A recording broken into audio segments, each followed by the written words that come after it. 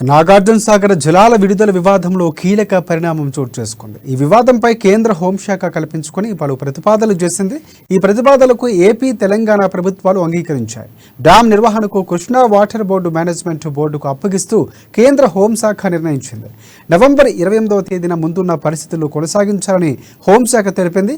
CRPF బలగాల పర్యవేక్షణకు అధికారులు అంగీకరించారు. దీంతో తీవ్ర ఉద్రిక్తతలకు దారితీసిన నాగార్జున సాగర్ ప్రాజెక్టు జల వివాదం ముగిసినట్లయింది.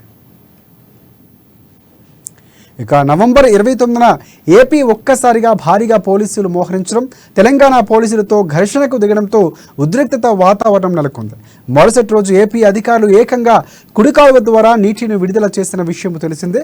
ఇక ఇదే విషయంపై శుక్రవారం కేంద్ర హోంశాఖ కార్యదర్శి అజయ్ కుమార్ భల్లా తెలంగాణ, ఏపీ రాష్ట్రాల సీఎస్లు, డీజీపీలతో వీడియో కాన్ఫరెన్స్ నిర్వహించారు.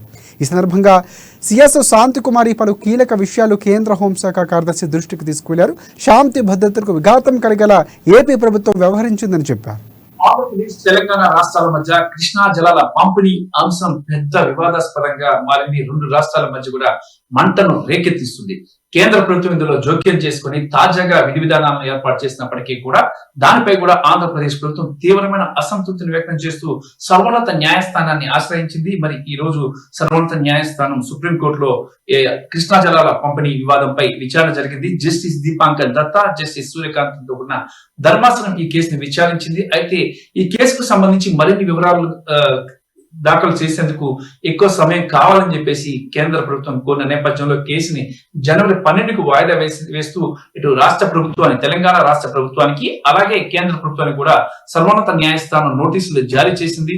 ముఖ్యంగా ఈ వివాదానికి సంబంధించి కృష్ణా జలాల బోర్డు ఏదైతే ఉందో, కృష్ణా జల సెంట్రల్ వాటర్ కమిషన్ దగ్గర కూడా ఒక తీర్పు అనేది రాబోతుంది ఈ నెల జనవరి 20వ తేదీన.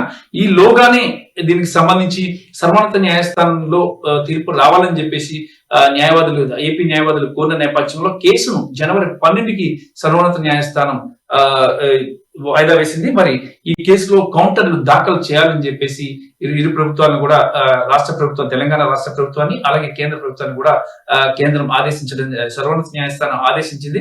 మరి ఈ కృష్ణా జలాల వివాదానికి సంబంధించి ఇప్పటికే గత కొంతకాలం నుంచి దీనికి సంబంధించి వివాదం కొనసాగుతూనే ఉంది.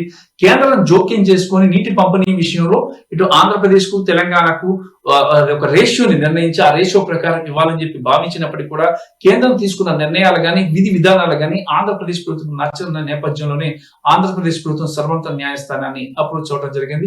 ఈ నేపథ్యంలోనే కేసు విచారణ జరిగింది. ఈ కేసుకు సంబంధించి జనవరి 12న తిరిగి విచారణ జరుగుతుంది. ఈలోగా ఈ రెండు రాష్ట్ర ప్రభుత్వం, తెలంగాణ రాష్ట్ర ప్రభుత్వం గాని, కేంద్రం గాని కౌంటర్ దాఖలు చేయాల్సిన అవసరం ఉంది.